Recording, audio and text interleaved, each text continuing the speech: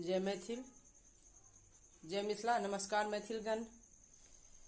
एकटा जे छै से हमर आइ के प्रस्तुति ई परिछन गीत अछि। अपने सबके नीक लागय तऽ लाइक सब्सक्राइब करी।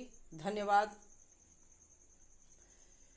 अगे माई एहन सुंदर बर के पागो नहीं, अगे माई एहन सुंदर बर के पागो नहीं, आहे रानी कौशल्या के लाजो नहीं, आहे रानी कौशल्या के लाजो नहीं। अगे माई एहन सुंदर बर का चननो नहीं, अगे माई एहन सुंदर बर का चननो नहीं, आहे रानी सुमित्रा के लाजो नहीं, आहे रानी सुमित्रा के लाजो नहीं।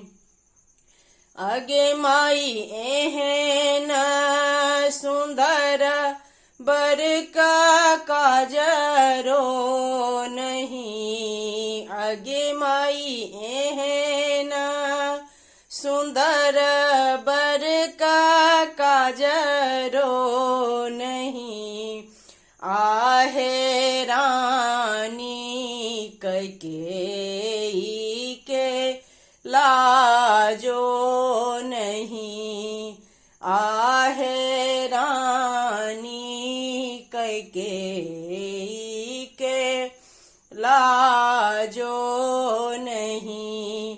अगे माई एहन सुंदर बर का दोपटा नहीं, आहे रानी से तीनों रानी के लाजो नहीं, आहे रानी से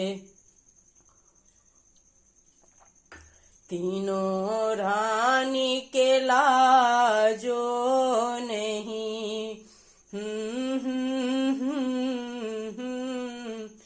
कौशल्या के लाजो नहीं।